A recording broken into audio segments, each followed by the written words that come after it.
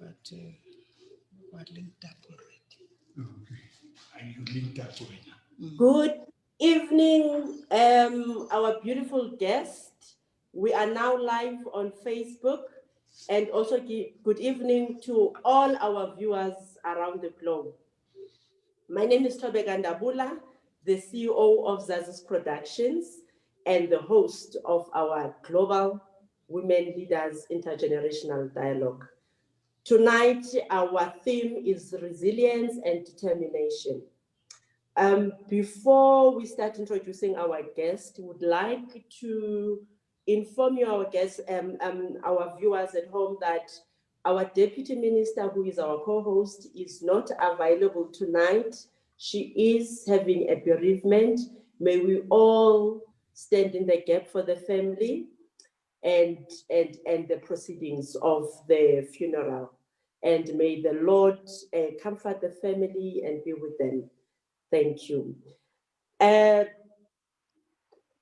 would like to introduce our guests. To greet each and every guest will have 5 minutes to greet our viewers at home. We'll start with our former Deputy President and our former National Assembly Speaker, Baleka Mbete. Mama Baleka, you are welcome. Kindly greet our viewers at home.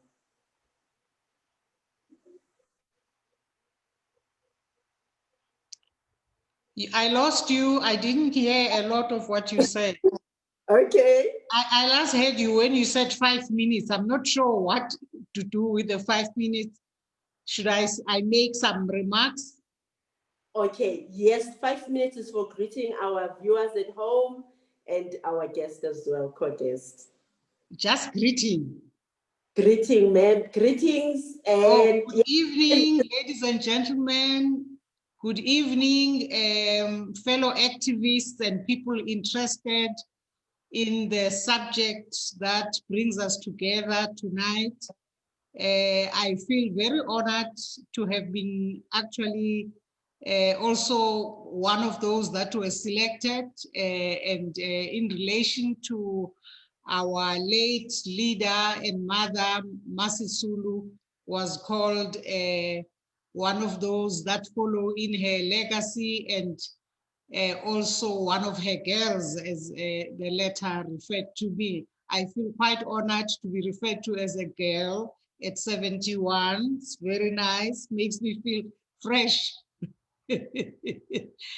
I must say that nothing makes me happier generally than being with women and talking about women and focusing on women's issues and the advancement of the, the position of women in our societies. So I'm glad to be here. Thank you very much. Thank you so much, Mama Baleka. Definitely you will tell us about those days when the Mama Sisulu girls were running and working very hard to make sure that we have this democracy that we're having today. So we're looking forward to hear from you. Thank you, and I'm glad to see Beryl over there looking very young. Awesome, that's good.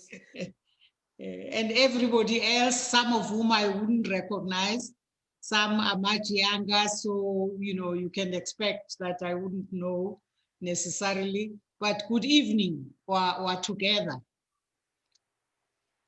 Good evening, ma'am. Thank you so much. And then our next guest that we're going to introduce is Ambassador Beryl Sisulu. She is an ambassador at Greece. And Ambassador Sisulu, kindly greet our viewers and also share a bit of what we're going to talk about. We're going to talk about Umama as a mom and as an activist. So kindly greet our viewers. Thank you, Thobeka, and good evening to the panelists, and good evening to our viewers.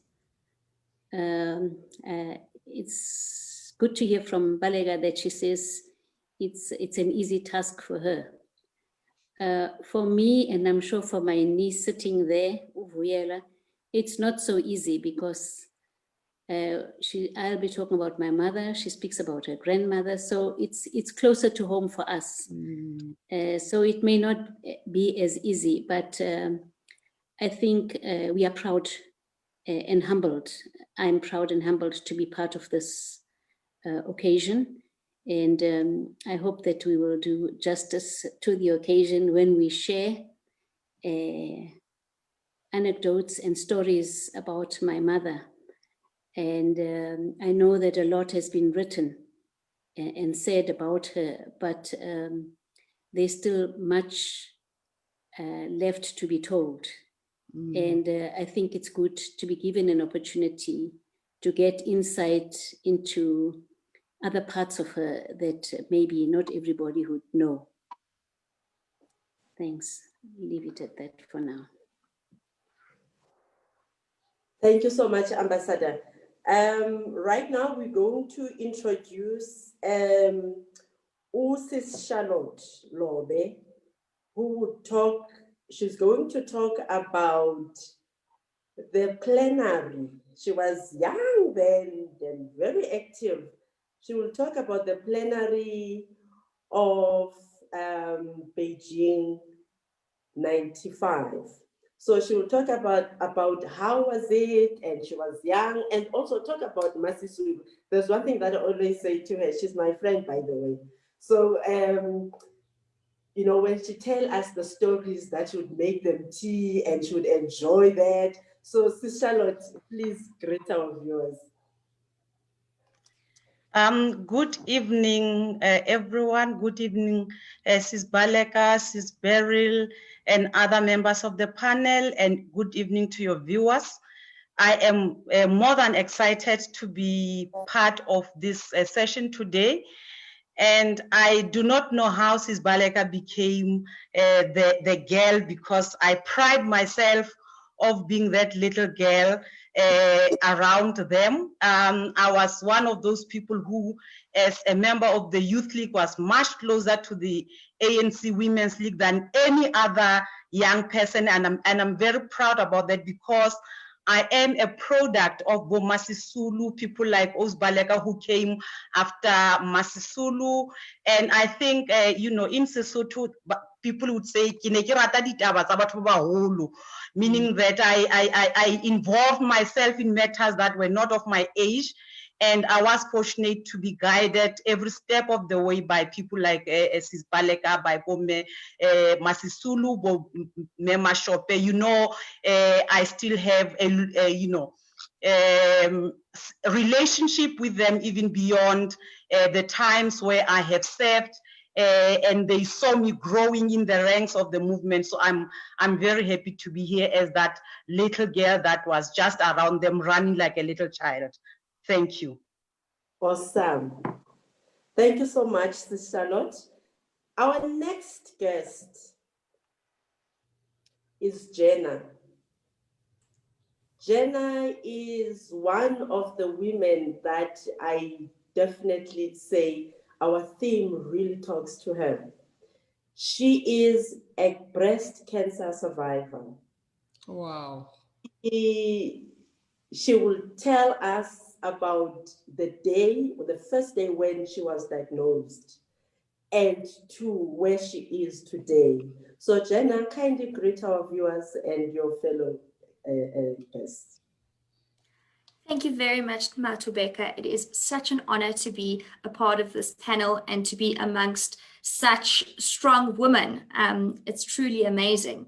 So to my fellow speakers, former Deputy President and former Speaker of the National Assembly, Mbete, Ambassador Sisulu.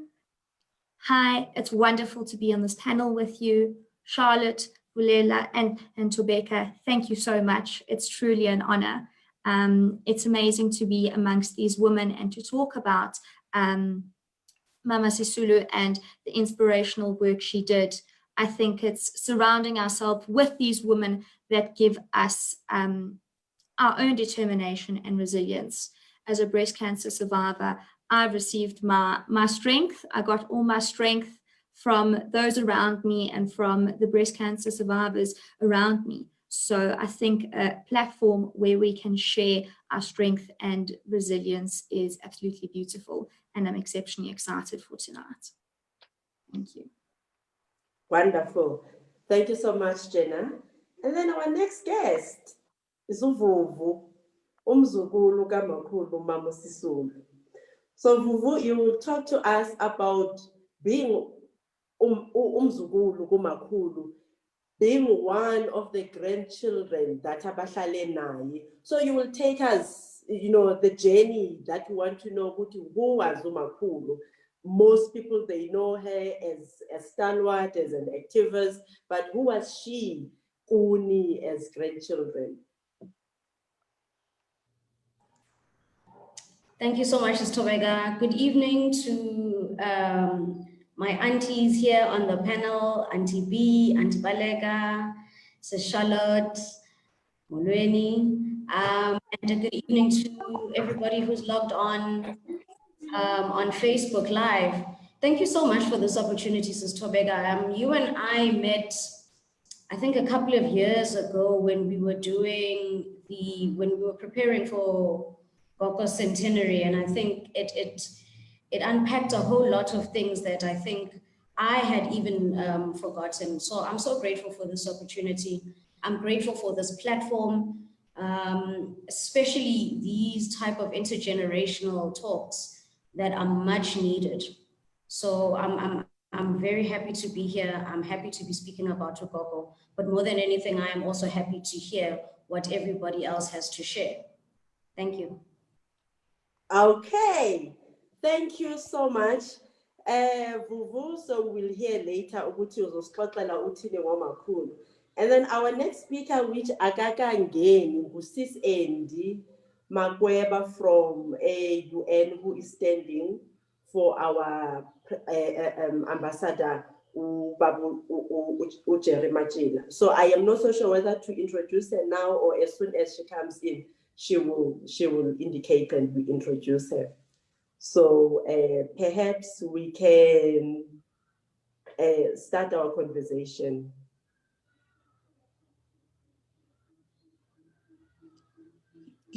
I did lose you at some point, by the way, so I have no clue what you've been saying. I came back when you were saying Ubabu Jerry Matjila. Okay. Ubabu Jerry Matjila, ma'am, he's having a meeting, so he had requested somebody to come on board. Sis Andy Makwabe. Sis Andy, she hasn't logged in, so I am not so sure what is happening. So all I'm saying is, I think we'll introduce her as she comes. Okay. Okay, so what we're going to do now, we're going to therefore take Intambo Uwe, and then you tell us about your journey with Mama Sisulu. And I just want to say the initial plan, Centenary Gamakudu wanted to launch a coffee table book to celebrate him. And so we did not do it. So now this is a build up for this big event that we want to do next year, this time to celebrate him, when if she was alive, she would have been turning 103 years. So this is also a build up. So the same team that is here today, God willing, next year, we could be celebrating it at the UN, launching the book and having a physical one-on-one program talking about Sisulu and talking the girls. I really like that, Mama. Please pardon me. I really like that. I like it too. No, we will be having the Sisulu girls, with their attire. I don't know what you will be wearing, but you will be having your theme that, okay, these are the girls, that are honoring Sisulu. So please take us back and paint that picture of the now girls, that they shouldn't forget where we're coming from. Because I personally think it's important that as women, young and old, never to forget where we're coming from. And we are we are also activists in our own rights. So if we do not know what happened before, we can't be as active as they were. So kindly take us back. Yes. I'll do the best I can. I cannot even begin to think I'll do justice to what I need to say about Sisulu, but I can't start and say what I want to say without remembering that this day there was another leader of that generation who was born. And that was our leader, President Oliver Reginald Tambo. And there are things that connect them, the two of them. Because in fact, at the point at which the United Democratic Front, which Umama was to lead, which was in the early 80s, through the 80s, and in fact at that time, the call had been made by the movement outside the country to say the 80s were the decade of liberation. And it was Mama who was to take the leadership of the UDF, about which, in fact, whose focus was to mobilize in South Africa, mass mobilization. It was OR who was leading the movement outside the country, who had been sent out by the leaders of the ANC in order for him to start, organize the international community, start the external mission of the ANC, and lead the struggle from there, but mobilizing the people of the world to make sure that even as we were continuing to be in touch with the leaders inside the country, because you must never think there was ever a disjuncture between the two centers. OR was the main person leading on the international front, making sure that the world understood what we were about, even when we, the ANC women, were then also, as part of the ANC, mobilizing the international community as women, but in general, all sectors of societies all over the world. And so we must never forget that OR was a major figure in the leadership of the struggle at that point. Now, I want to say that there are areas in which they shared the same attributes as people. That is OR and Sisulu. They were giants. They were great leaders. They were both internationalists, and their activism and their activities of mobilization went beyond the borders of South Africa to reach out to the whole world.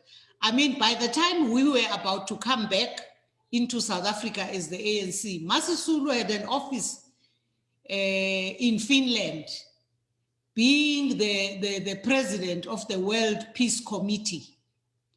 And that was, you know, to show you that the type of leader and the character of the person we are talking about.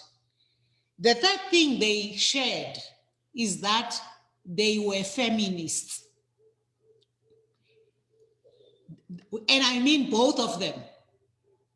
Of all male leaders over the decades that I have known, none was so committed as OR was to the cause of feminism, in the same way as any other women leaders like Jenna Umama, who, of course, whose feminism and her focus and her activism and her energy and focused leadership cannot be doubted in that regard. So I think here I'm highlighting the intersectoral interconnectedness of the struggles that have been waged over the decades towards bringing about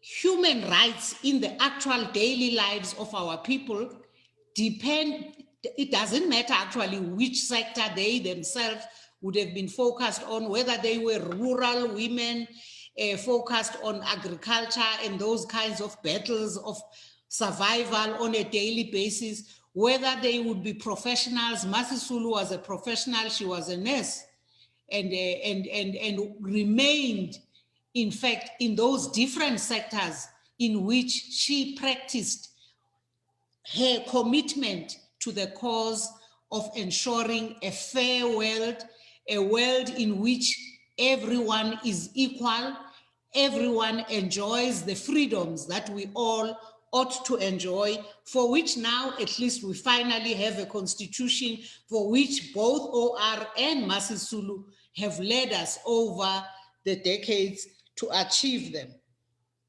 The history of South Africa, of course, is full of examples from the early, well, in the 1800s already, but into the 1900s, which is when the ANC was formed. You see signs and examples of the involvement of women in different activities immediately around their communities, those issues around which they had to battle for survival, especially after the husbands had been taken away into the urban areas to come and work, to dig gold and minerals, other minerals in Kimberley and all over the world, and the women were left alone. And of course, by that time, remember, we had the creation of the reserves, which were followed by your Bantustans, and the women were battling away for the survival of their families. We have your Charlotte Makwabe leading. For the first time, a national demonstration was seen in South Africa, led by a woman, Charlotte Makwabe, whose 150 years we will be celebrating next year. So your Sisulu's come from that kind of legacy of women's activism and involvement and leadership, because I think we must note that in certain respects, women actually led, did things that had never been done. So in 1913, the women's demonstrations around the issue of land, first national demonstration, but around the actual burning issue of the day, the land issues of that time. And then, of course, fast forward to the 50s, the women were the first to meet in 1955 and to, under the leadership of the activists of those days like Sisulu, had their own discussions and decisions of the issues they thought had to go into the Freedom Charter, which was then actually agreed upon the following year. But the women had already adopted the Women's Charter on issues that they felt as women. And I often read a commentary that is not, excuse me, that is not positive. I'm actually looking for water. Doesn't look like I have anywhere around. So you hear commentary that is negative about mothers, but who is going to be on earth without there being a mother? So I want to assert the question of the role of women as mothers. I don't think it's something that must be criticized. I think it is something to be celebrated, because it is because women have brought life onto earth that we have, all of us, both men and women. And therefore, to talk about motherism or motherhood as if it's a negative thing, I think is being short-sighted. And I think I wish to highlight the fact that we would like to celebrate Sisulu as a mother at a time in the history of our society when our people were struggling for freedoms, were struggling for human rights, so that everybody, men and women, feel that this world, this life is worth living. And it is these women, because they had that in them, that they cared about everybody. They cared about girls and boys. They cared about men and women. They cared about their communities all around. And it is because they had that approach that they never limited themselves only to the issues of, I need my rights because I'm a woman who is, I went to school, I managed to become a professor, or I became this, that, and the other professional. It is that mother in that rural home of yours that struggled to make sure that you become whatever it is that you became. And I've heard many people talk about how the way women can make something out of nothing, the way they brought up families that were very poor. And those are the things we must celebrate about motherhood and mothers, including those that stayed with us in the struggle, visited the camps to see the women soldiers, make sure that they nurture them emotionally, psychologically, spiritually, and in every respect, because a human being is an all-round person who needs all of these nurturings from all round. There is nothing that is less important than the other. So I think that I want to highlight the role of women who have been in the struggle, and we who were younger when we joined the struggle, found the Masisulus, found Mbete and many of them, Ruth Mbete and everything, and we appreciated the fact that they were there. We appreciated the role that they played as people we felt we could always go to when we were in the middle of nowhere, all over the world, very far from our families. We appreciated the presence of the elders of our struggle, of our organizations, of the struggles to advance the situation of all our people, all South Africans. And so I want to highlight that point unapologetically. I want to say that, indeed, as I've already indicated, women have always been around, including in organizations that were networks of the whole globe. And before you have your Beijing, you had women who had started, like all of us, in our own communities, in our own smaller organizations, and were conscientized around our own specific challenges of our communities and societies.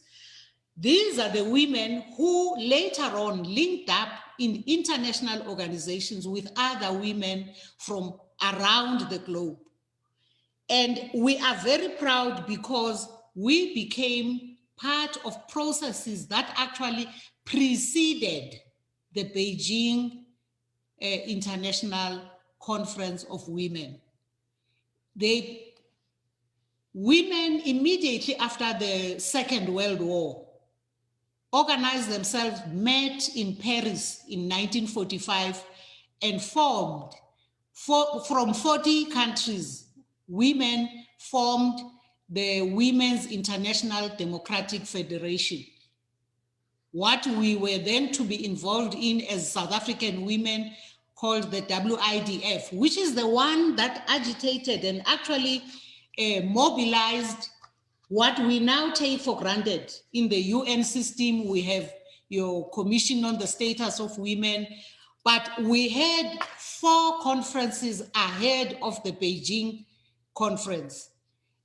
And of course, our women, South African women, including Ruth Mbete, were working at the WIDF, which at a certain point was based in Berlin. So I want South African women to know that we have a very long history of internationalism, involvement, and networking with other women who also had the similar challenges in their own societies. And I'm talking about the Arab world, I'm talking about the Latin America, I'm talking about women from Europe, but who were coming from class situations that were exactly the same as ours or similar. Women who, because of race and gender, were suffering in their communities, and they would come together into the WIDF, and therefore our women grew from that participation. That's why Sisulu ends up being in the position that she was in, or of heading the World Peace Committee in Finland at the point at which we had to come back to South Africa. And a lot of the spade work that preceded your UN Commission on the emancipation of women, in fact, was done through this work of the WIDF from 1945. And I'm aware that they left their offices in Berlin in 1991. So at that time, we also were packing and coming back home. And of course, that is history. And I think that we should be grateful for that spade work, which we were part of, and we should read up on what happened and how did we actually contribute in our own ways in terms of the situations we were coming from. I think on the South Africa report on the progress made on the implementation of the Beijing Platform for Action 2014 to 2019, I'll leave it to people to Google that. And it's a report that was written in 2019, so it was only last year.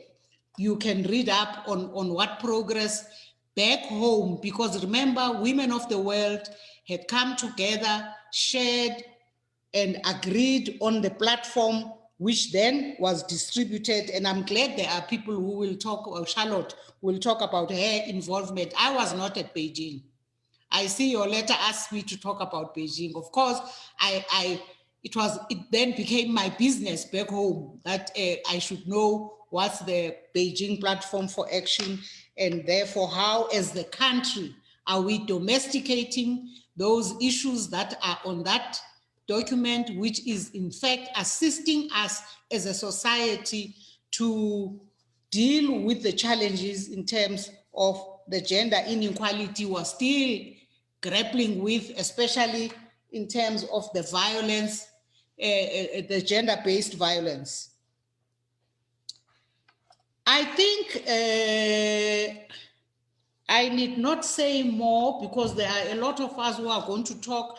I might be able to come back and say something later, but I do want to refer to the declaration of the Beijing conference, and that it said that the equal rights and inherent human dignity of women and men and other purposes and principles enshrined in the Charter of the United Nations, to the Universal Declaration of Human Rights and other international human rights instruments, in particular, the Convention on the Elimination of All Forms of Discrimination Against Women and the Convention on the Rights of the Child, as well as the Declaration on the Elimination of Violence Against Women and the Declaration on the Right to Development. We took this declaration and we made it our business, and we had to find a way of ensuring that it permeates our own local organizational programs as the ANC Women's League, but also at a policy level, at a country level, when now some of these issues had to be taken and to be formed as legal instruments to assist us as a society to make sure that these things are actually applied are implemented, are turned into reality. May I just touch on Umama when we had just come back from where we were all over the world, and we came back home. We were young, we were going to be meeting our senior leaders, Bo Madiba, Bo Tatu Sisulu, and all of them for the first time. But of course, we had Masisulu and Mashope and the other women leaders who were leading us. So we would have very regular meetings. I think at that time we were trying to organize ourselves as the ANC. Remember, we had to go to structures on the ground all over the country and reorganize ourselves. And from time to time, we had to come back to the center at head office, led by Masisulu, and we would go in there and have meetings with the senior leaders. And I remember Matjila one day saying, hey, I listen when the delegation of the women's leadership comes in. The older leaders whom we know, who are our generation, come in and indeed they introduce everything. But very soon after that is the younger ones who take over. But that would be by design. Boma Sisulu did not lack confidence in the younger generation. Besikona, Naboma Vivi, and many others of our generation. But Abomama, they also guided us back into South Africa, beginning to remember ourselves in our own setting. And Mama, having led the struggle inside the country, in particular during the UDF times, was the one to guide us back into, in particular, the structures of the alliance broadly, and explain some of the, maybe the difficulties and challenges of that time when we were just coming back into normal South Africa.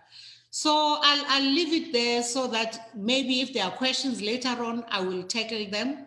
I will try my best, but thank you very much for the opportunity to share these memories and to share the journey we have traveled to where we are today. Thank you very much. And also I must thank those who have taken time to come and be part of this program. Thank you very much also to our people who are abroad and representing us at the UN. We are very, very conscious of the very important work that we are doing. Also, Beryl, thank you very much. As ambassador, I know that it's not always easy, but you are appreciated. Thanks very much, Thobeka. Thank you so much, ma'am. I just want to use this quote from the Global Citizen, and that will cement what you just said. And I quote, Albertina Sisulu, the mother of the nation, stood for equality and for democracy. She is an inspiration in the global fight to achieve the UN's goal and to become the generation that ends extreme poverty.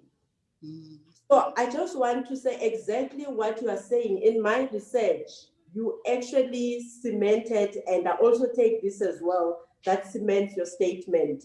And indeed, it is, it interlinks, because you also wanted to celebrate Mama Sisulu as a mother. Hence, we had to go to the family and say, let's have this scale that will bring her as a mother. Thank you so much for taking us deep to that level. Yes. And now we're going to ask Ambassador Sisulu to talk to us about Umama Sisulu as a mother.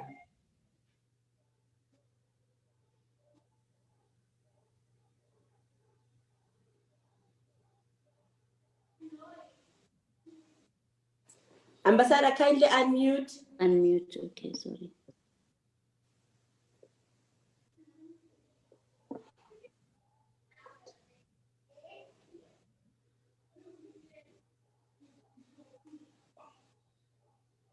Ambassador.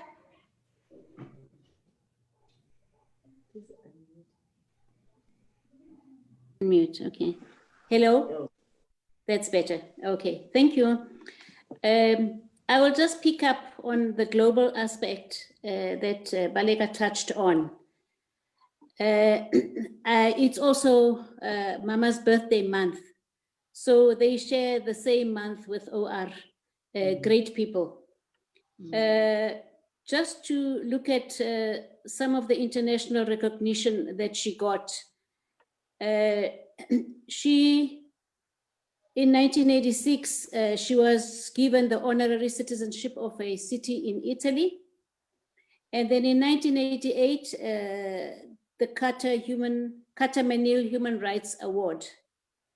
She was elected president of the World Peace Council based in Switzerland from 93 to 96.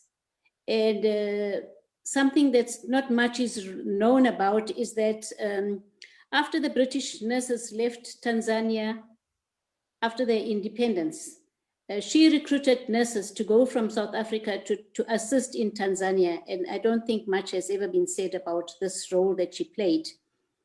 In Belgium, there's a pedestrian and a cyclist bridge, which is called the Albertina Sisulu Brug. She has received numerous honorary degrees internationally. I just thought I should touch on that international aspect. I will then go into a little bit of our growing up and watching what was happening and how we lived through the apartheid era with this mother who was constantly in and out of jail, constantly banned for many, many years. She was the first woman to be arrested under what was called the General Laws Amendment Act.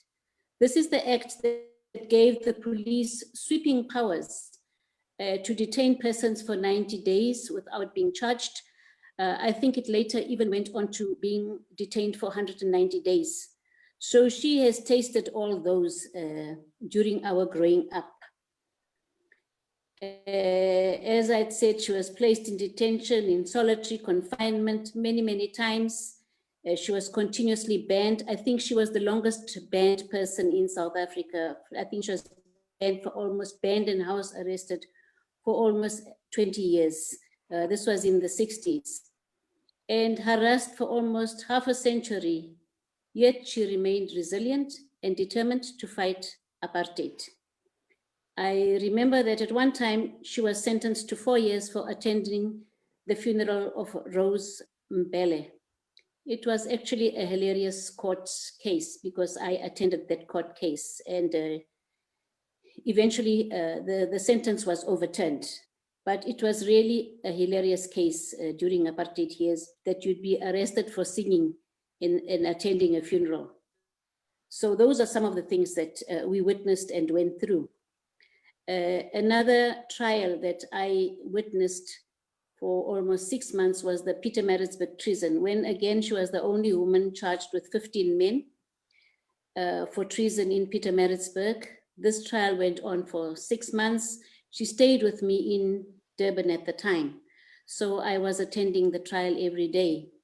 And video after video were being played of people attending funerals, singing at funerals, and giving funerals, and to be sentenced based on those videos. The judge during the trial was, and he watched these videos, and to my surprise, he actually, in his ruling, gave so much praise to my mother, and an speaker. She spoke well, she was dignified, and it was very surprised, and he was admiring the leadership skills that she displayed. So this was very disappointing for the state, because they were hoping to get a conviction. But of course, set free in 1988, I think. So the charges were withdrawn against all 16 of them. So this was how apartheid worked, is that you'd be arrested without there being any evidence to convict you. But based on, I know in the Maritzburg trial, there was, I think the state witness was one called De Vries, where he brought loads and loads of Sichaba, a magazine that was produced by the ANC in exile. And he was quoting from Sichaba, and based on Sichaba, they must be sent to jail, based on Sichaba. So it was that kind of harassment that you constantly saw and went through yourself too, because even as children, we were often woken up, harassed, and, you know, asked silly questions, seeing our parents going to jail, my brothers, and, you know, us being locked up during certain times of our life. I just want to talk a little bit about her as a person. As a person in the community, before she came Sisulu, known as Sisulu, she was known as Mamnes. The whole community used to call her Umamnes. She worked at Shanty Clinic. She used to walk to the clinic with her little suitcase. And sometimes we would accompany her, sometimes we'd meet her halfway in the afternoons when she comes from work. Along the way, it was so touching to see men, women, children along the way stopping to greet, men taking off their hats to greet her. Sawubona Mamnes, even a small child, Sawubona Mamnes. You know, that is the kind of woman she was in the community, highly respected, well known by everybody, whether it's a child, a mother, or a woman or a man, they would all be there waiting to greet her. But not only waiting to greet her, also waiting to relate what their problems were in the street or coming to the home to tell what their problems were. She was a voice for the voiceless. She was fearless as a leader, and she was a woman of fortitude. She was resilient. She did not fear the special branch, as they were called during the apartheid years. When the house was upside down, she would lash out at them and tell them that they were rude, they had no manners. You know, she was never afraid of them. Whenever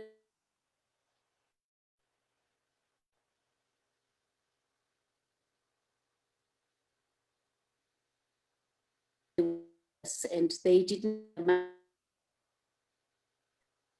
to fight and resist the of apartheid. She was also a marriage counselor. She was an educator, she was an advisor, but also importantly is that she was a no-nonsense woman. Everybody knew that she did not take any nonsense. She was straightforward. She would tell you no or yes. She did not mince her words. Even growing up as children, we knew that she was very strict. She was firm, she was strict, but she knew what she wanted, and she told you what she wanted, and she wanted everybody to be on the straight path. With her, you couldn't come with, you know, fuzzy stories, giving her fuzzy stories. She wouldn't accept that. She was somebody who was honest, and she had direction, and she was very focused. So because of the nature of her nature, you had no option but to also follow suit. You know, you knew that you had to be on the straight path. So I think one thing I'd also like to mention is that my mother was very homely. Our home was always a buzz with people moving in, coming out, men, women, children from all walks of life. People who during those years were not, renowned people at the time, but we saw them and we met them on regular basis, like Duma Nokwe, Governor Mbeki, Z.K. Matthews, Lillian Ngoyi, Francis Bart, all those people. So they were in and out of my home as we grew up. We grew up with them. They were uncles to us. They were aunts to us. Before the world came to know them, before they got their recognized positions in the world, we had already been interacting with them. And of course, as is known, that Mandela married my father's first cousin, Evelyn. So we were in and out of their homes too, just as much as they were in and out of our homes. We interact with them. My mother was very smart in that throughout her bannings, throughout her house arrests, which meant that she had to be in by 6 p.m. She couldn't leave the home before 6 a.m. in the morning.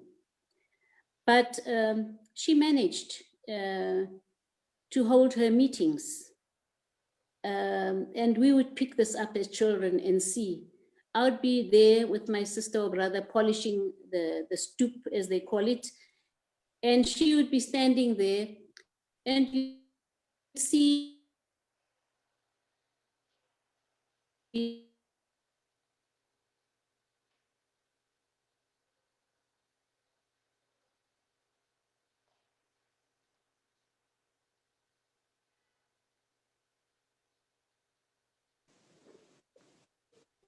Okay, I think we have lost to Ambassador. So she will reconnect. In the meantime, Sis Charlotte, could you kindly take over, and then when she comes back, after you've finished, then she'll continue. Thank you very much, Thobeka. And let me again just say that I'm thankful that I'm part of this discussion today. And for me, the most important part is the fact that I belong to a generation that is not old enough to be called the elders. I'm also not young enough to be called youth. So I am there in between these two generations. We like something that has to be a glue that keeps the generation that experienced the wrath of apartheid and the generation that is now experiencing good things about democracy. So we saw part of apartheid, we also saw the good things about the democratic dispensation. So that's the generation that I come from. I come from a generation of claphoyers. Myself and Nomfane Lokota like saying that because we grew up having nothing but stones. And we are the generation that used stones on the streets to make South Africa ungovernable. Now, you have asked me to focus on this part, but also link it to my links with Sisulu, as well as people in the ilk of our former Deputy President, Sis Baleka, and her generation, people like Sis Nosiviwe, Sis Mavivi, people who I am proud to say that they have made me to be the person that I am today. They've been strict about everything, and above all, they ensure that I immerse myself with knowledge, with the theory of the revolution, and that I do not only place things on the table because someone had said something, but because I can be able to link what I'm saying to historical materialism and to the overall theory of the revolution. So I am pleased that after so many years since I have worked with Ms. Baleka when she was the Speaker of Parliament, when I was with her in the NEC and the NWC of the ANC Women's League, that today I share this important platform with her. So I thought that maybe I need to build on what she had already said, but look at it from a completely different perspective, because my perspective is a perspective of the youth of the yesteryears. So maybe it will be a bit different from what she presented. I'm happy that she said most of the things I wanted to talk about, particularly about the history of the women's movement, because I'm working on a project that Zazi, you are aware of, that traces the history that I call her story. And hopefully, Sis Baleka, with everything happening, that project that we are working on will finally see the light of day. And Sisulu, of course, is a greater part of the work that we are doing. Now, 2020 is an important year for the women's emancipation, women's equality, and women's empowerment and gender equality work. For a simple reason that this year we do not only celebrate the 25 years since Beijing, and I am very happy that Sis Baleka traced this history from the struggles of women dating back to 1897, 1913, and all that to the 1950s. What I want to zoom in on is now the formalization of issues of women within the UN system, because I think that is an important thing. Then I will go into my own experience of Beijing. As I have said, this year we celebrate 45 years since the first UN conference on women that was held in Mexico in 1975. And as you are aware, this conference was held during the UN International Women's Year. This conference was the first of its nature because it focused not only on the needs of women, but on developmental issues that we needed in order for us to strengthen our work on women's emancipation, gender equality, as well as women's empowerment.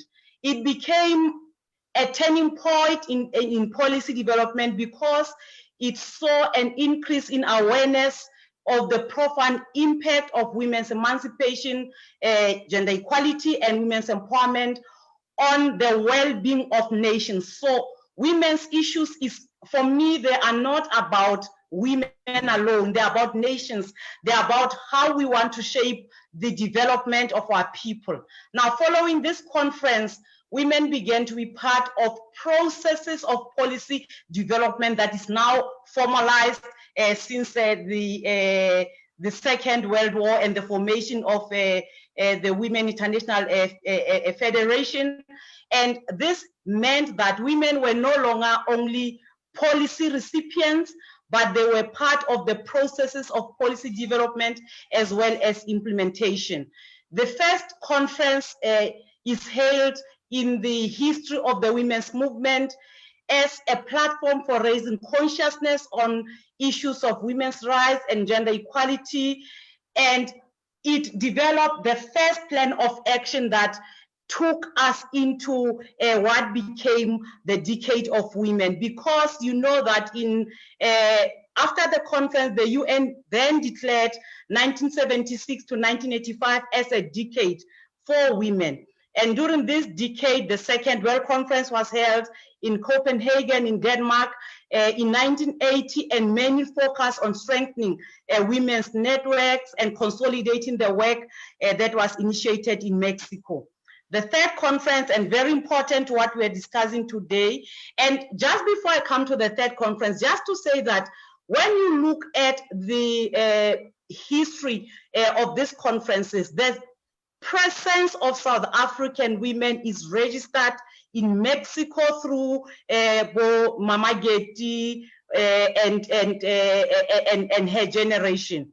Now, again, in 1980, we see a delegation of women of South Africa led by the women's section. The third conference was subsequently held in Nairobi, in Kenya in 1985, closing the UN Decade for Women. And this conference assisted in assessing progress since the beginning of the decade, and it adopted a forward-looking strategy for the advancement of women.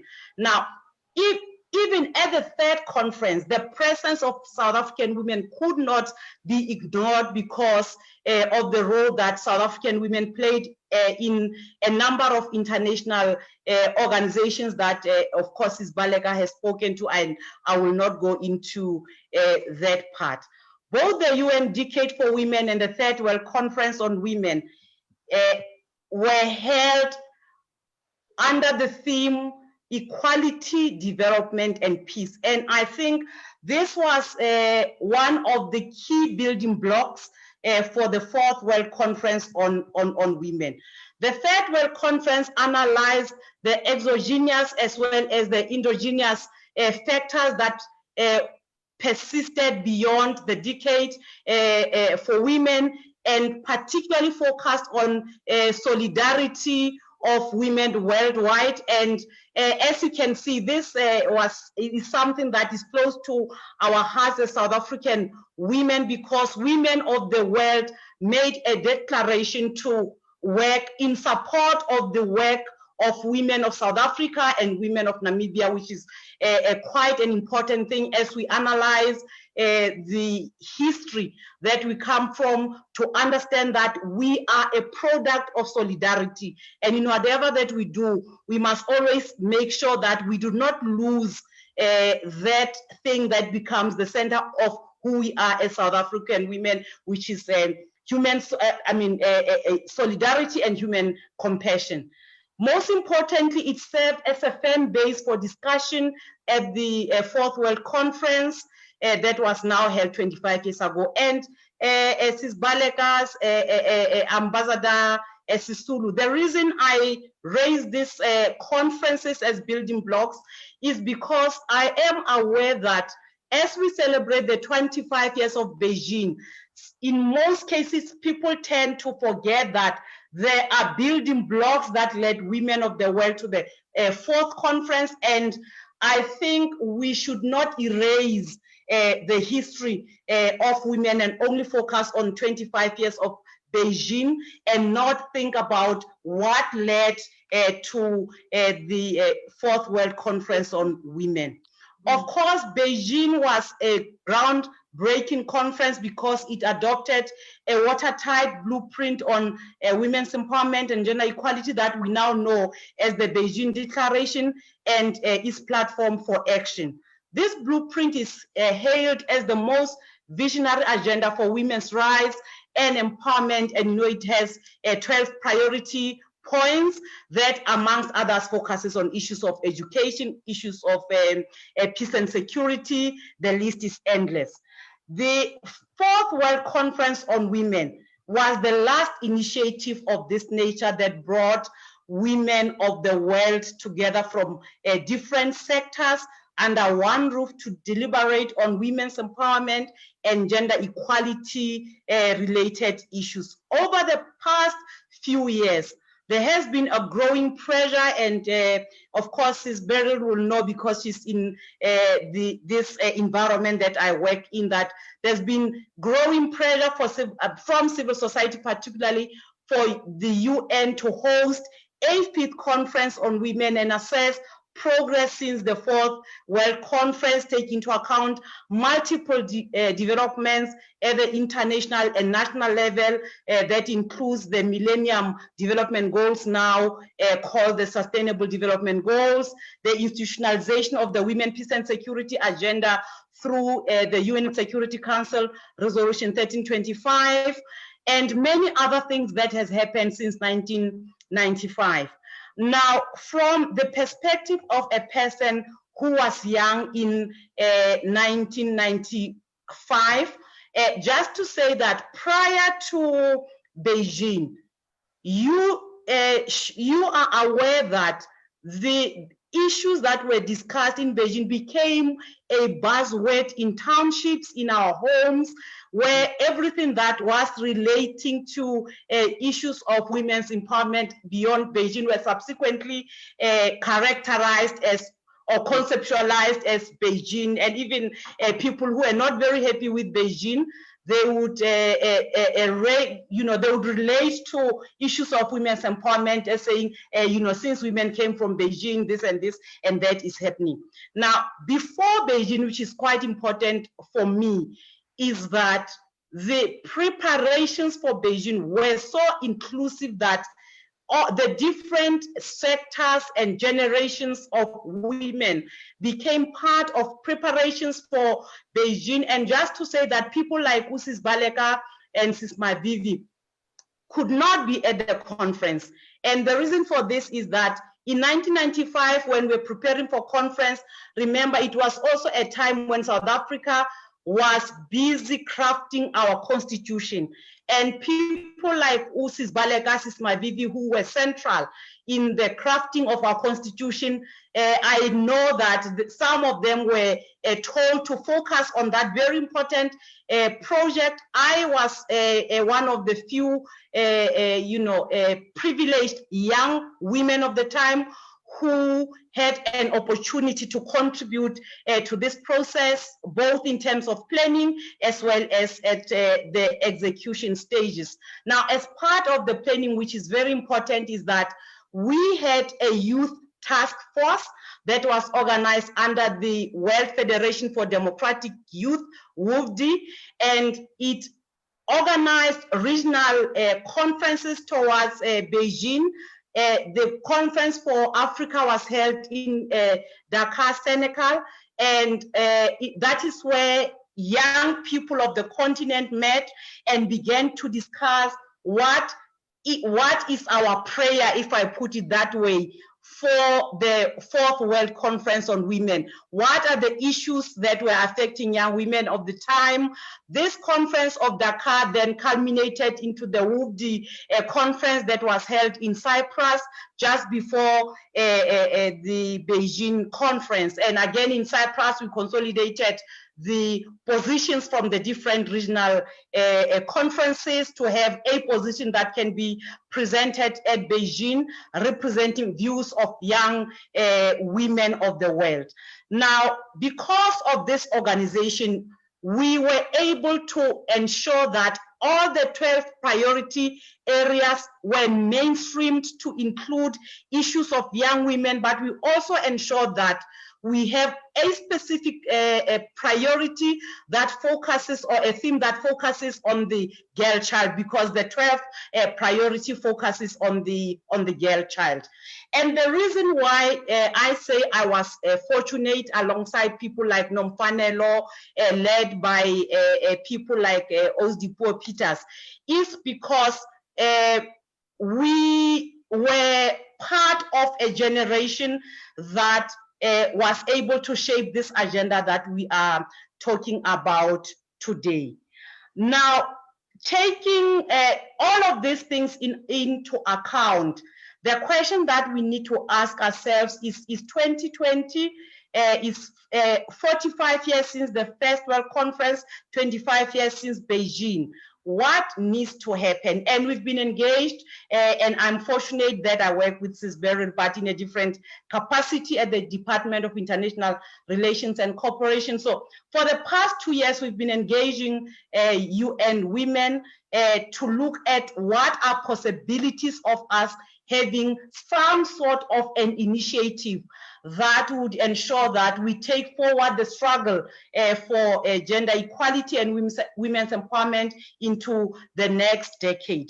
And unfortunately, because of issues around the economic meltdown and all that, it could not be possible for the UN to organize the 5th World Conference. However, the UN Women launched the groundbreaking multi-generational advocacy campaign that is called Generation Equality, Realizing Women's Rights for an Equal Future. This campaign is aimed at bringing together the next generations of women's rights activists with the gender equality advocates and visionaries like Sis Baleka, Sis Beryl, who were instrumental in creating the Beijing Platform for Action more than 2 decades ago. And I am raising this point because something good about Beijing that I hope that we need to learn moving into the next phase of women's empowerment agenda is that even though people like Sis Baleka were not physically at the conference, but processes that led to the conference made it possible that their voices, their aspirations were part of this whole thing that was discussed in Beijing. At the time, Sis Baleka was a leader of the ANC Women's League. They just emerged from a conference, if my mind serves me well, in Kimberley. And because they were that visionary leadership, they were able, without fearing us as young women taking their space and taking their place, to say to the African National Congress that we have confidence that this group of young women can be part of a delegation that can represent the country at this very important conference, also because they've been part of processes that were built up towards the conference itself. Now, when we went into the conference, part of the things that we needed to do was to make sure that it was not only about the delegates. You know, sometimes when people are delegates to conferences, they tend to think that it's about them. So for people who went to Beijing, it was more about amplifying voices of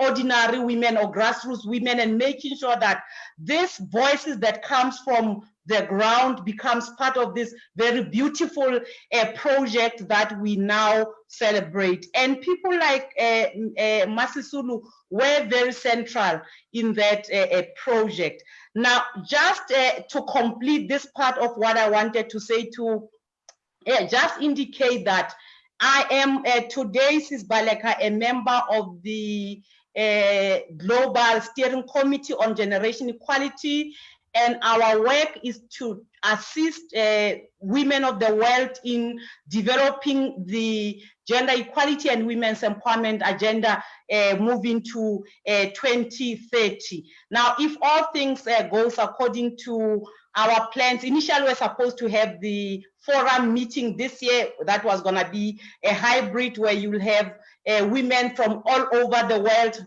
joining the conference through virtual means, whilst a small percentage of women will be meeting in Paris and deliberating on how we can shape this agenda moving forward. But of course, because of COVID-19, this idea could not be realized this year. We are hoping that we can proceed with the Generation Equality Forum work into 2021 and still have a hybrid system where women can join from their different countries and regions, and they can contribute in shaping the gender agenda moving forward. Our hope is that the Generation Equality campaign as Beijing would become the buzzword moving into 2030, or what we usually refer to as Planet 50/50. I am pleased that in the past few months, President Cyril Ramaphosa has been emphatic on Generation Equality Forum. South Africa now leads an action coalition that focuses on economic justice and rights. And as part of that specific action coalition, South Africa as a leader is focusing on us coming up with strategies on how we can ensure that women are integrated into the economic mainstream. You are also aware that because of this role that we've assumed, South Africa was part of the countries, of course, as part of our AU chairship, for the next decade to be declared as the African Women's Decade for economic and financial inclusion. Now, these are some of the things that we have been doing as part of us making sure that we take the Beijing work forward, that Beijing is not only about the 12 themes, but it goes beyond that in ensuring that we develop the actions that will catalyze collective action and spark global and local conversations across the different generations, that we drive some sort of an increased public and private investment and deliver concrete game-changing results to advance equality for women and girls. Now, in light of the current challenges that you are aware of within the environment of international relations, it is envisaged that this forum that will take place now in 2021 will also reaffirm the value of multilateralism and bring together the leadership and participation of various stakeholders from government, civil society, private sector, municipalities, parliaments, organized labor, media, women in the academia, etc. And they will focus on intergenerational and multi-stakeholder partnerships that can take the struggle forward. Now, having said all of those things, I had said earlier on that I am part of a generation of young women who were fortunate to have been groomed by Sis Baleka, who's part of this very important conversation. And just to say that she may not remember this, in 1993, we were asked a very small group of comrades to observe elections in France. The ANC was invited by the Socialist Party of France at the time, and I was selected to be part of this delegation. And I am raising this point because this is something that I usually talk about. You know, because we come from poor backgrounds, young women in our UDF t-shirts and Release Mandela t-shirts, you know, those with chains and all that.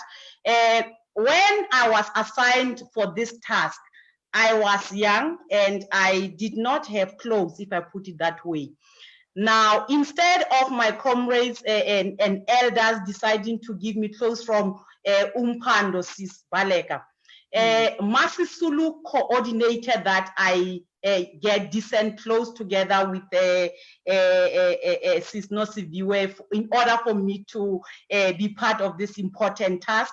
And I am forever grateful that as a young woman who was always curious about the work that the ANC Women's League was doing, and with people like yourself who always protected me, that my work in the Women's League is not making tea, but is to contribute positively in discussions and all that. I am grateful that today I stand tall with the responsibilities that I have in government, conscious of the fact that I am because a Sisulu crossed my path.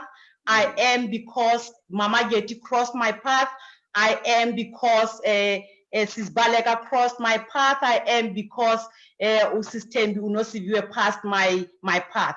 So I came today to share those experiences, including this personal, very personal experience, as to show that we were once the children of these beautiful mothers in the movement, some of whom have now passed on, like Sisulu, and we've not had an opportunity to just thank you for working on us, being patient with us, because as young people, sometimes we would get out of the way and all that, but you never lost, patience with us.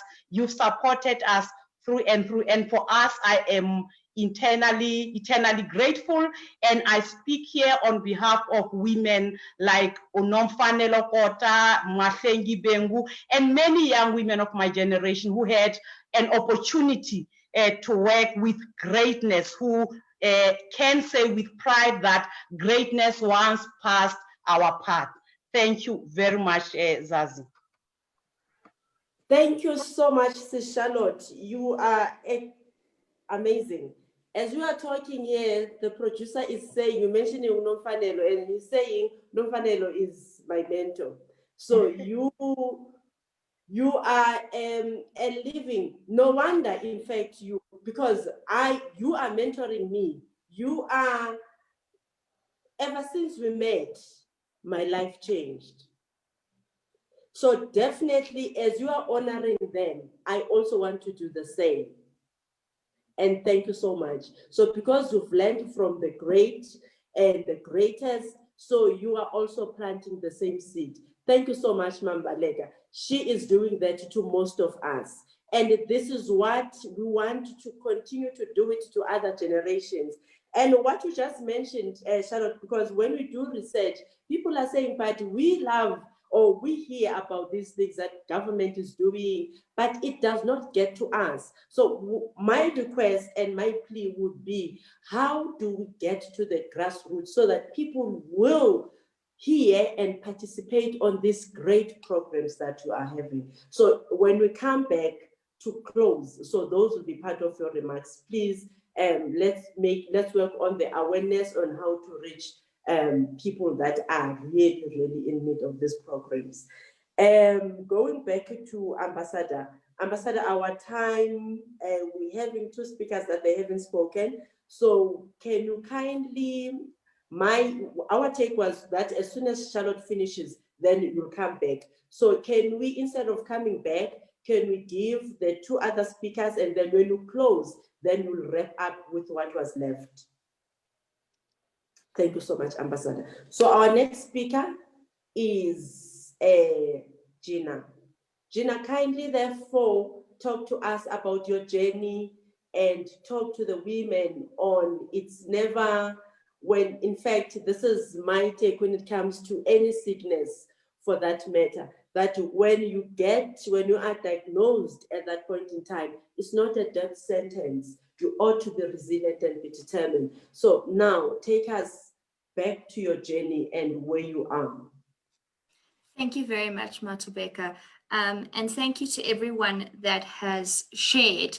I'm so exceptionally heartwarmed and inspired and honored to be on a platform and a part of a conversation with women that have had such an incredible contribution to women empowerment and where we are as women in South Africa at the moment. So thank you very much to each and every one of you.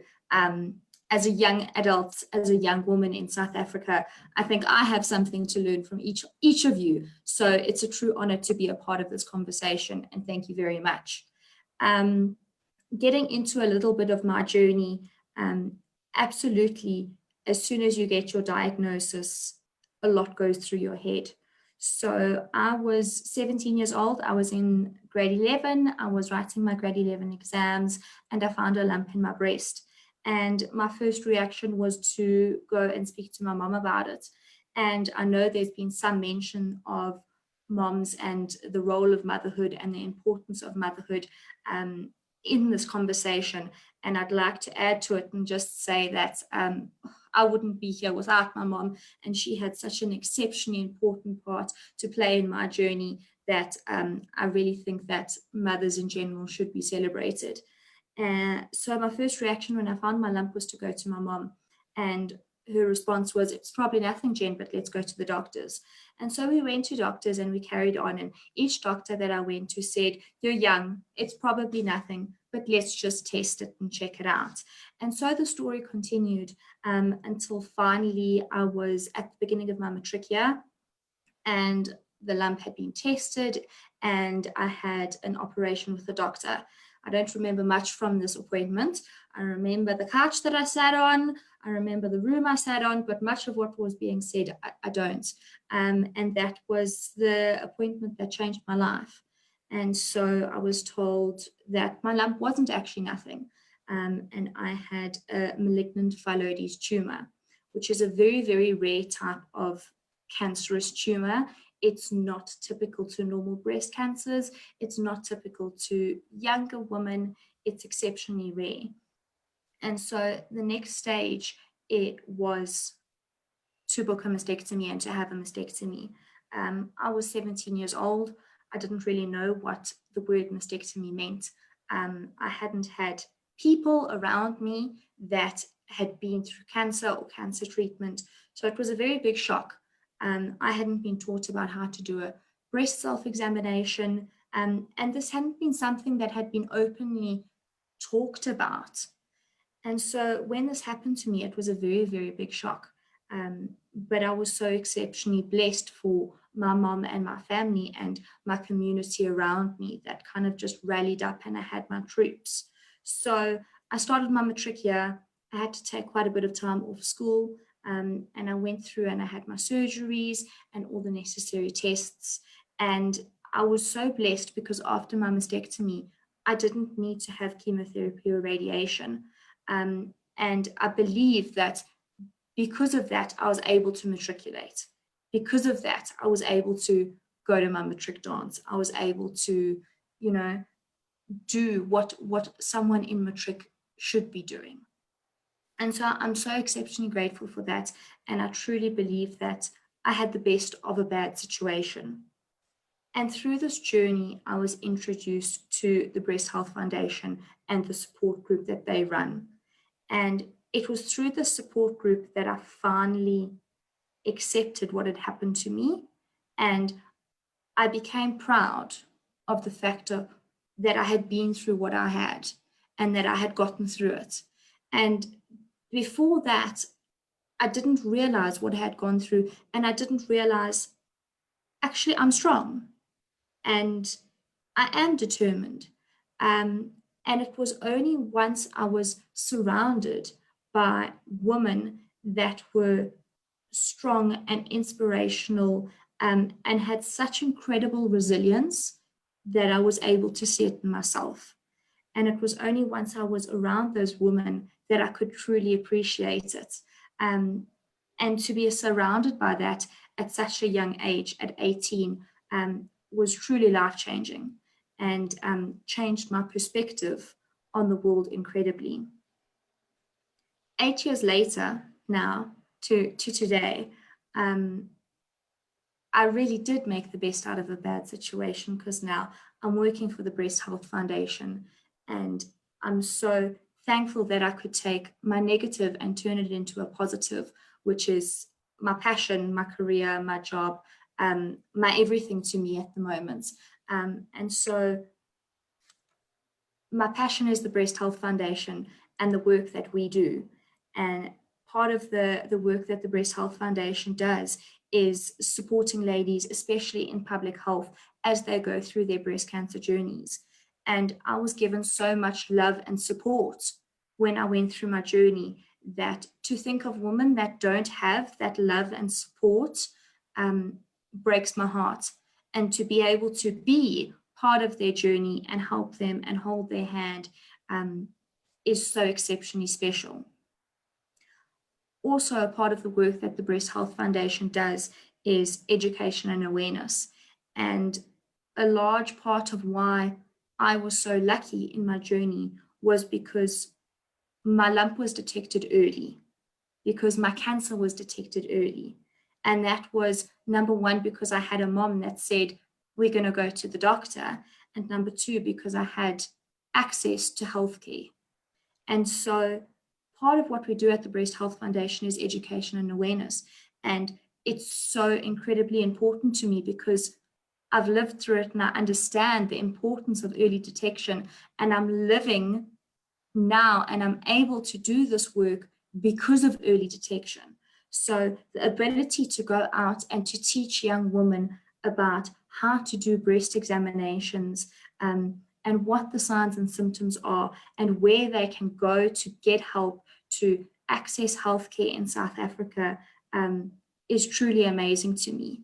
And I think it's so important that as women, we have these conversations and that we open up the conversations and make those around us, daughters, nieces, grandmothers, everyone should be open enough to talk about breast cancer, to talk about signs and symptoms, to be able to know that if your niece or daughter has a problem, that she'll come to you and speak to you.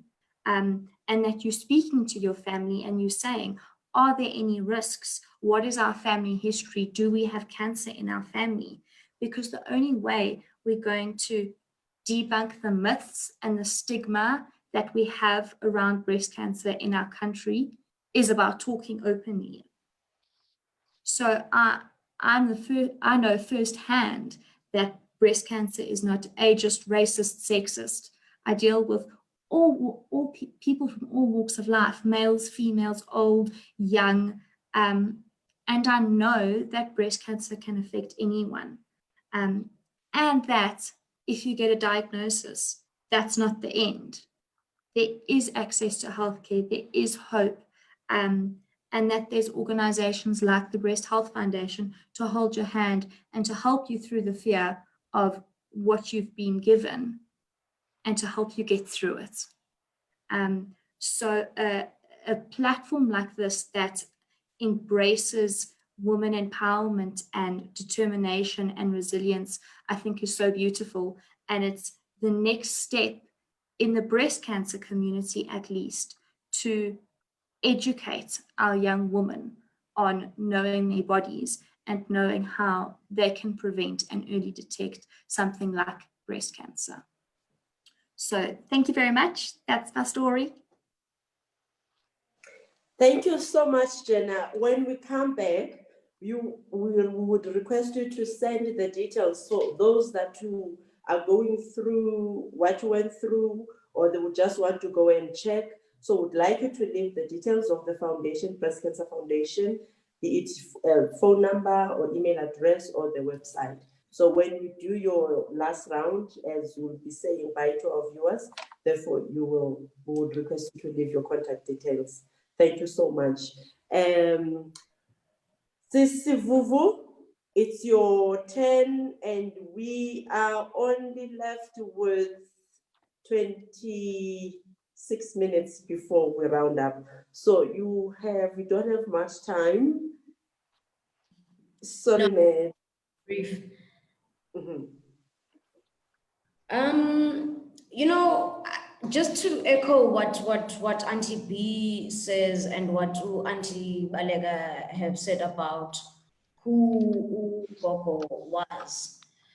She was a mother first. So to all of us, and I speak for my generation and my cousins as our grandmother, she was that first. It was first the maternal connection that we had with her. Then it was the disciplinarian. Gogo was very, very strict, very disciplined in her own nature. Yeah, now herself, she was a disciplined person. You know, Gogo would run a tight ship. And from an early age, we knew that you toe the line as well. So from the minute you can speak or you can walk, you knew what was expected of you from Gogo. That being said, she was also very loving. As strict as she was and as no nonsense as she was still very, very nurturing. And I think that also goes to the character of, you know, being a caregiver, being a nurse, being within a community, is that she existed in this community, and it would therefore go without saying that this is who she was and what she brought home, because you don't stop being a mother in your own home. You don't stop being a nurse when you're at work. So these are the things that we grew up around, and this is the type of person, the household that we grew up around, and what was expected of us as well. When you leave the house, you know, you are not only an individual, but Gogo always made sure that you understood that you do not leave this house not understanding that you are not only representing yourself, but you are representing a collective. And don't you dare embarrass her, Papandla. You will not do that. So, you know, as strict as she was and as disciplined as she was, we also got an immense amount of love from her.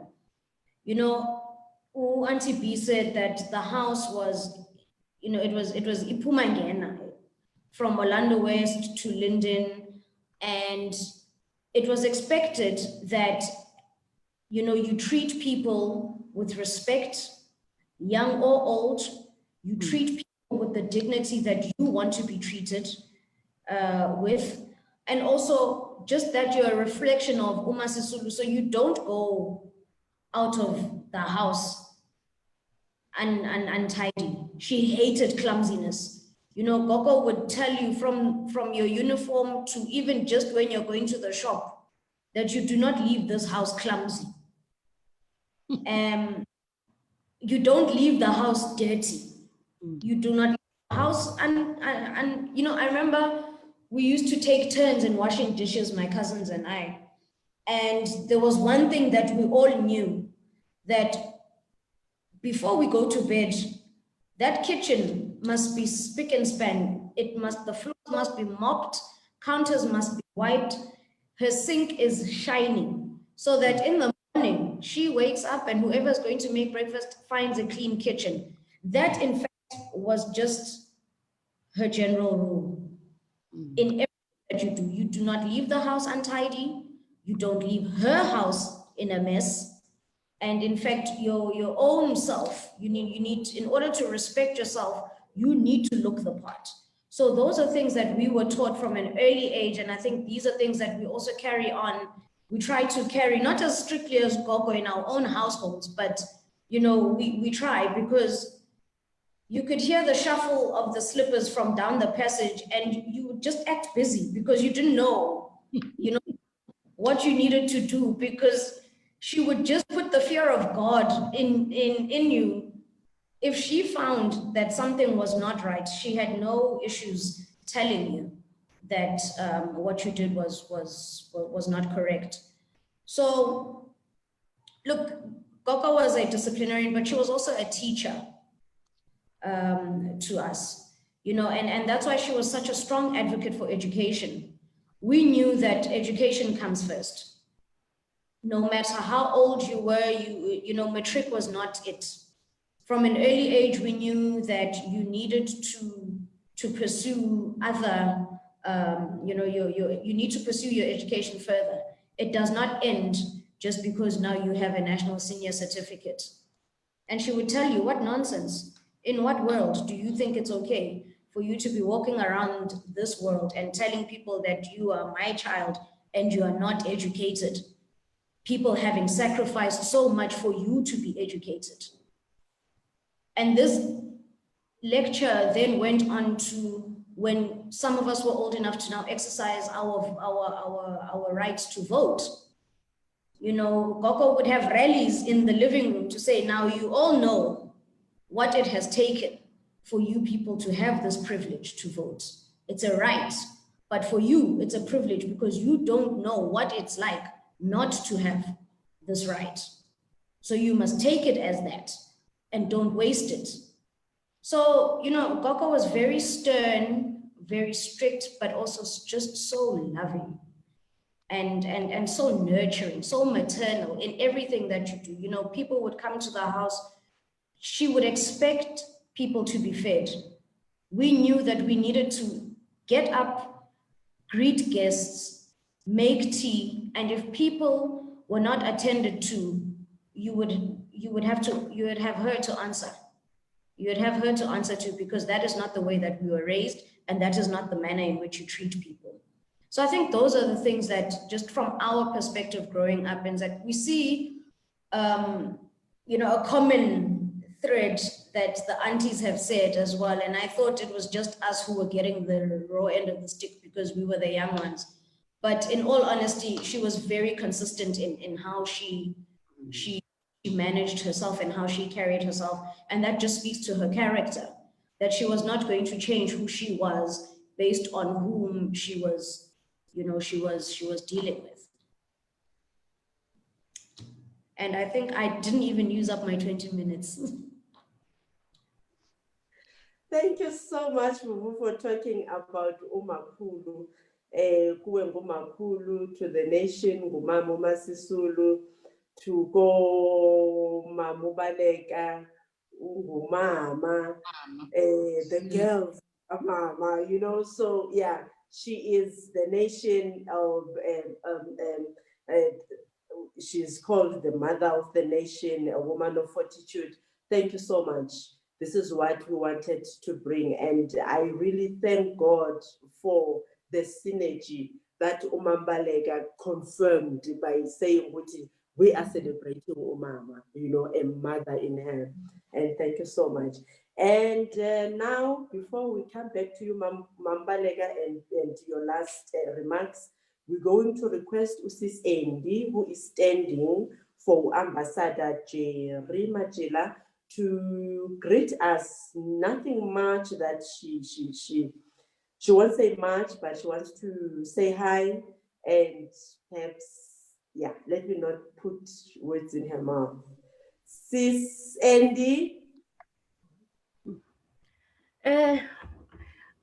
Good evening to your side. To us, it's one. It's earlier. Thank you very much.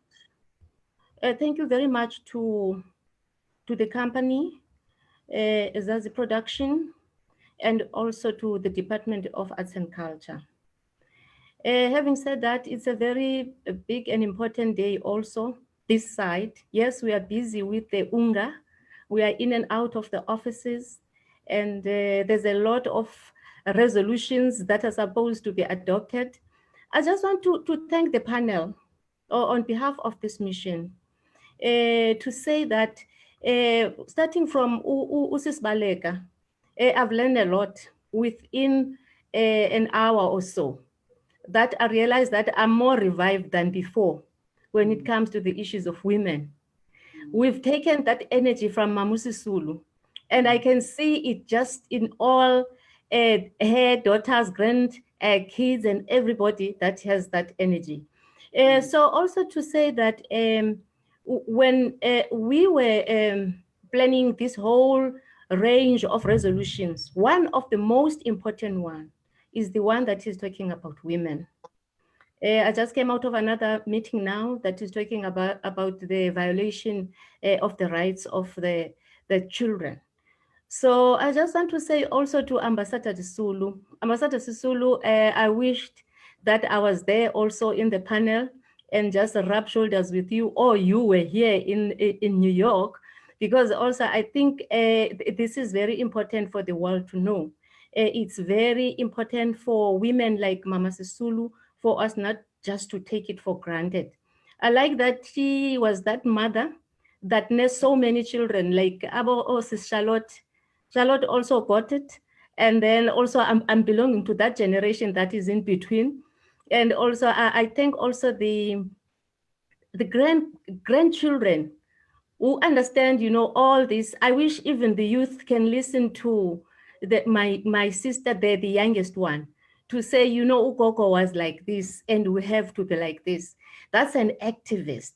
You know, she is a real representative of not only of the family, but of that type of culture, you know, discipline. You know, talking about a woman who have this resilience. I heard about all this of going in and out of jail. It's so sad.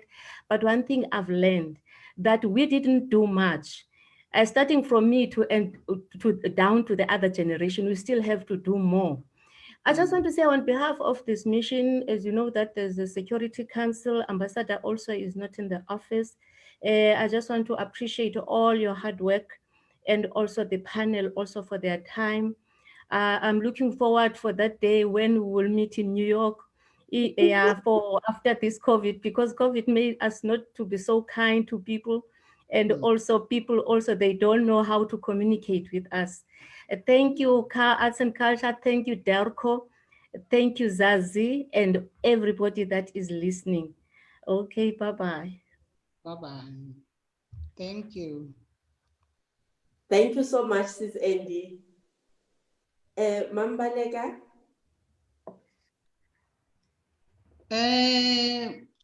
Let me use the last minute or two to convince those that are surprised by me saying OR was a feminist.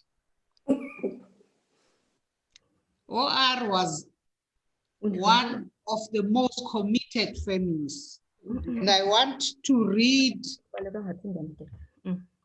something that he said at a conference of the ANC, or in a speech at the 1956 ANC conference.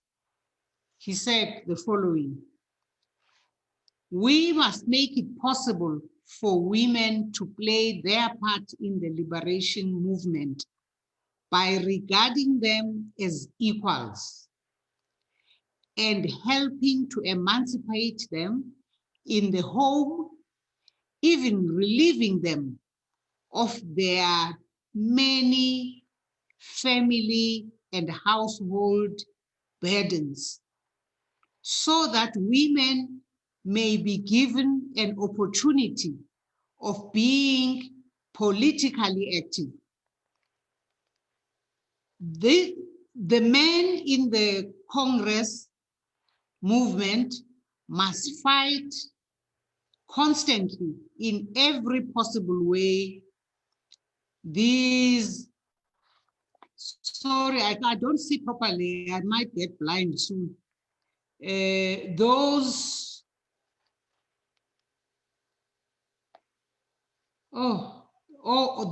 outmoded customs which make women inferior, and by personal example must demonstrate that belief in the equality of all human beings of both sexes."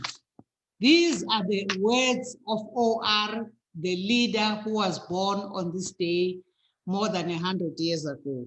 I thought I must share this and say that as for Sisulu, Umama was a real mother. One day, we were at a funeral, we were walking to the venue of a funeral, and Ambassador Sankim Tem Mahanyele and I were walking in front of her. So suddenly I didn't realize he was behind us, and we both have very thin legs. Sinemikondo ngesiZulu. So umama asijonge athi hey intombi zikaMasisulu zinemingcondo ezifana nezikaMasisulu. So I also remember her sense of humor in her mothering us in very odd and maybe not so odd moments.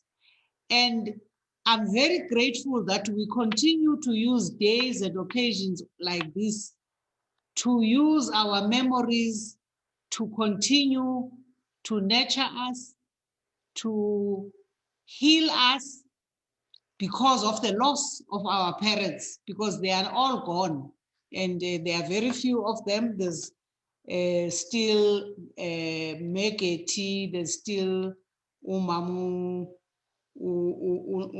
Sophie Brain. And I also want to use the last minute to say, I think as women, we must also engage seriously in an effort to write about women. Because I was fighting with one comrade about why is it that books are written about all male leaders, but not about our women leaders. I think we must fight that fight, because women's lives and abilities don't get to be known the way they should, because they are not seen in the same light as men have played roles in the world, in life, to contribute to humankind, to other human beings, for us all to be better people and to live in a better world. So I'm sorry, I use these last minutes just to say thank you very much. I learned a lot from everybody. For the fighter who defeated cancer, thank you very much for those lessons and for the courage that you have displayed, and in fact from which today we are being inspired to learn. Thank you.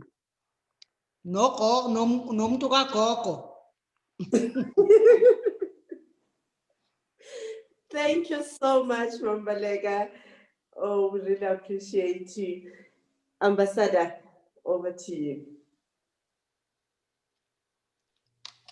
Thank you. I'd just like to pick up, I'm sorry, my internet just disappeared. Sorry. Had disappeared earlier on. I'd like to pick up on education is key that Vuvu had mentioned. And just to say that my home was a school. Kids used to come to my home for school, for lessons, albeit that the government refused for the school to be registered. But the classes continued. We were still very young then, and people were taught. They were taught English, arithmetic, and history. That's why my home was abuzz with kids. But this was an advantage for us because it meant that we were exposed to books at a very early age. So we started reading and enjoying books at a very early age. And also I remember that my mother and some FETSO women, which is the Federation of South African Women, they protested against Bantu education. And it was shortly after this when my mother took the decision to send us to school in Swaziland. No passports, no school fees, nothing. We had to jump the border and go to school in Swaziland. And that's where we got our education. We went to school in Swaziland and we ended up asking for scholarships. We got scholarship from Norway, actually, and which is one of the countries where I've been ambassador to, which was like a real payback time for me when I went to Norway as ambassador, because the Norwegians had paid for our school fees throughout high school. Charlotte, just to touch on you and the dressing, and Vuyelwa has also mentioned it. My mom loved looking smart, and she wanted us to be smart. And she didn't mince her words. When you come, you dressed, and she'd say, wear your earrings. Why are you not wearing your earrings? You can't go out looking dressed like this. You must dress properly. A girl must look smart, you know, you must be representative. So she really liked us also to look smart. She wanted us to be well dressed. And you, as Vuyelwa said, you had to represent not only yourself, but you had to represent more and more people around you. You know, you knew that you had to, whatever you wear, whatever you say outside would come back. So you knew that you had to be smart throughout, in what you say, in what you do, where you go, who you associate with, because it would come back to bite you if you associated with the wrong people. Another point that I just like to reiterate is the point of cleanliness. My mother was a fanatic with cleanliness. You had to be clean throughout. You had to be clean, the house had to be clean, everywhere had to be clean. As she said, they washed dishes. We also washed dishes. We also went through that cycle of having turns, washing dishes. And with us, whether it was Zwelakhe, whether it was Lungi, whether it was me or Nkuli, we all had our turns. There was no girl or boy that I'm a boy, I don't do this, or I'm a girl, I don't do this. So we also had those turns of washing the dishes. Zwelakhe then had the tendency of not liking to wash pots. So he'd hide the pots in the oven. And my mother sometimes would come, sort of take her rounds of inspection, and she'll say, it's clean, but let me check. And go straight to the oven and says, so there was no way you'd escape. But also you'd even have to wash the dishcloths after scrubbing the floor. You have to wash the dishcloths and hang them on the line outside. And the dishcloths those days were the meal bag that you had washed and chicked, and you know, so they must be sparkling white. So she was also a very clean person, loved cleanliness, you know. One of the neighbors died, and she went there, and she came back and she says, "You, umamjali ebe clean, inyawo zakhe bezimhlophe qha. And it's so good, nendlu yakhe be clean. You see why it's important for you to sleep with a clean house, and everything must be spotless. You don't know what will happen to you during the night, and people mustn't come here and be disgraced and find that everything is topsy-turvy." So that's how she was. But just 2 more points is that she was a very good cook. I know not much has been said about this, but my mom could cook. She could cook, and I think we've learned a lot from her cooking. If I can say so, we cook well, don't we, Vuvu? My sisters and I, we do cook well. We learned from my mom. She was a good cook. She was also a very keen gardener with green fingers. She loved planting her millies. So you could smell the millies when it was millie time. You just knew, you know. So those are the times that one misses and one thinks of. And then Baleka, finally, ingqondo ezo. It's an old thing. We used to tease her and say to her, hey, Mama, unengqondo. And she says, you, utata wen, undithande ndinje nezi ngqondo zam. So I'd like to end off there, but thank you very much for the opportunity. It's lovely to share those memories. There are many more, but it's been wonderful and it's been lovely being on the panel. Thank you.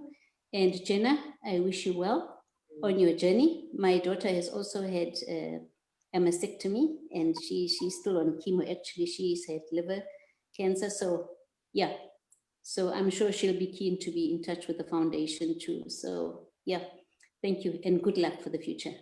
Thank you, and thank you, Thobeka. Thank you from waking you up at night. Sorry about that. Thank you, Baleka. Thank you, Charlotte. Thank you, everybody. Thanks. Thank you so much, Ambassador, because it's really against us. So Sisazo communicate again, because this is a build up. So Charlotte, start to sign off. Thank you very much.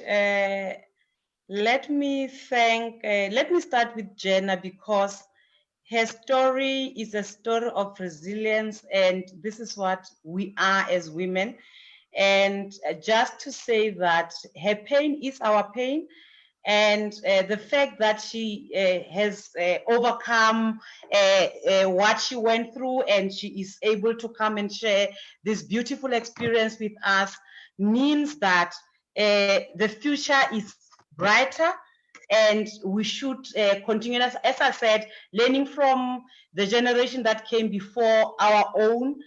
Solidarity and human compassion defines who we are as women. So I am happy that you shared your story, and that we see ourselves in the kind of story that you shared today. So thank you very much for that, and we will thank Ambassador and former Deputy President properly beyond today.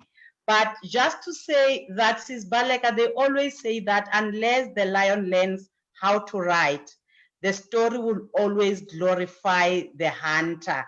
Now, we started a project, and if Zazi allows me to say that, some years ago, and the project was about us chronicling the stories of women, particularly with a clear focus on the history of the women's movement. And we decided to trace this story even before the 1857 1897 first mobilization of women around issues of reference books, to look at women and slavery. So it's quite an engaged process and research that we started. We also focused on the various stages of women's struggles, and linked that to the evolution of society, looking at different phases of the evolution of society. It's quite an interesting project, and one day we are hoping that we'll be able to present something credible to yourselves as our mothers, that represents your aspirations for many years for women to start writing positive stories about women.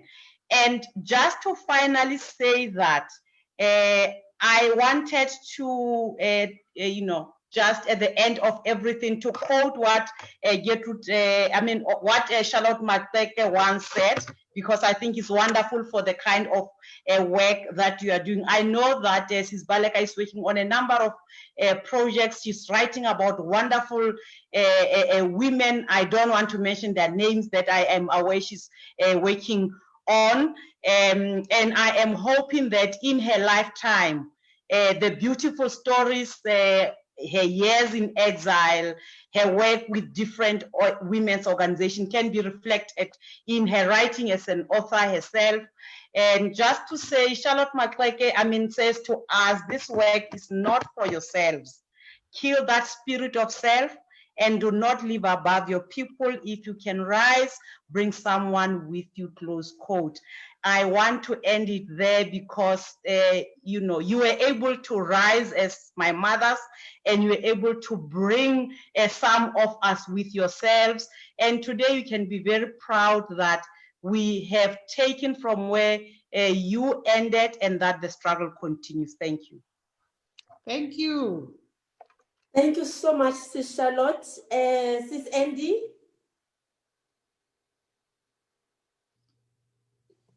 Please unmute, Sis Andy. I just want to say thank you very much, and also to the lady that was also talking about the issue of survival of cancer. So it's very important also for us to learn more, and more especially to have those important issues of health be taken care of. So I don't have words to express how much I appreciate these few minutes that I joined. Very powerful and also very informative discussions. I just want to say thank you on behalf of this mission. Thank you. Thank you so much, Sis Andy. Thank you, Thobeka. Oh, thank you so much, ma'am. Thank you. Okay, Beryl, ma'am. Hello. Beryl, Sorry? Andazi silindi COVID kaloku iphele. We're in lockdown here. All right. Mm. Okay. No, bye-bye to all of you ladies. Bye-bye. Thank you so much, ma'am. Jenna, it's your closing remarks. Thank you very much, Thobeka. Thank you very much to each and every one of you for your kind words, but as well for your stories and for your information. I've truly learned from each and every one of you, so it's been absolutely amazing to be a part of this panel. And I think what Charlotte mentioned about the quote that it's all about as women rising up and taking someone with us. And I think that is truly special. And that's exactly what all of this is about, is empowering women and just taking the lady next to us and helping her along the way. So thank you. I thought that was really, really beautiful. For anyone that wants to be in touch with, I'd love to be in touch. So you can contact us, me and the Breast Health Foundation. We've got a 24-hour support line that you can call. So the number is 0860-283-343. Otherwise, you can just send us an email at support@mybreast.org.za. Otherwise, ask Thobeka. She's got my number. You're welcome to have my number and get into contact. I've been so inspired by each and every one of you that I truly would love to be in touch. So thank you very much. Thank you, Jenna. Mzugulu. Vuvu. Oh, thank you. Mine is also very brief to say thank you very much to you, Sister Thobeka, for this opportunity and for bringing all of us together. Like I mentioned in the beginning, it's so important to have these intergenerational dialogues. And I'd also like to wish Jenna well and congratulate you on your recovery and in the work that you do. Cancer has hit home for us, so we understand the struggle and we understand the amount of work that goes into, just not just in terms of your physical well-being, your mentality as well. And I think that is also important. So in keeping with, just being a woman of resilience, let us also emulate the character that Sisulu was, Not only was she a disciplinarian, not only was she a woman of resilience and dignity, but she was also a woman of fortitude. So I thank you all of you, Mama Bam, thank you. Thank you. Thank you so much, Mambalega. Thank you very much. Ambassador Beryl, thank you so much. You've been supportive from day one. Thank you so much. Sis Andy, thank you for standing in for Ambassador Sibulele. And umsebenzi usemninzi sisazo communicator. Thank you very much. Sis Charlotte, thank you so much. Sisazo Opa. And Jenna, thank you for sharing your story with us. And as I told you that my grandmother had breast cancer and I have that first-hand experience as well. Thank you so much. You are such an inspiration and we are all learning from you, and we women, it can happen to any of us. So thank you very much. May the Lord give you strength and continue to work hard and encourage other women. Vuvu, thank you, Mtasekaya. Thank you, Mzugulu. We thank God for you, and you always there now. We're very supportive. And also want to thank the entire family of Sisulu, because all of you've been there supportive, and there's a lot to do and work on. So we just want to say thanks to the entire Sisulu family, and thank you to our viewers at home, wherever they are, be it in South Africa, in Mozambique, hence Uvuvu, she's in Mozambique actually. So thank you, hope Mozambique kushushu. So thank you, Ambassador Greece. We thank you so much. New York, siyabulela betunana. Indeed, we are throttling, hey? Yes, I'm happy and I'm really humbled. And I would just like us perhaps give a moment of silence for Deputy Minister to just say to her, we are with her in our prayers. Just a moment of silence before we say bye-bye to everybody.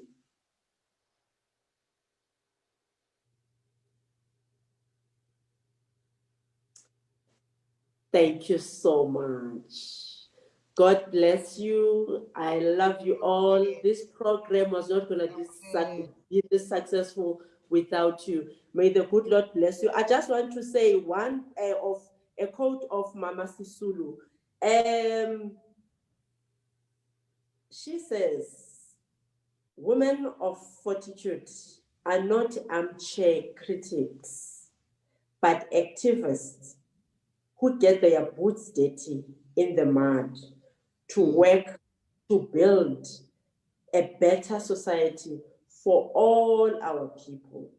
So we just want to indeed emulate her work. Great. Therefore, have a good evening and God bless you. Ciao, ciao. Thank you, Thobeka. These pearls were for Sisulu. Oh, wow. That's good. And thank you, our Facebook friends and family. God bless you. Bye. Bye. Bye. Bye. Thank you. Bye-bye. Bye.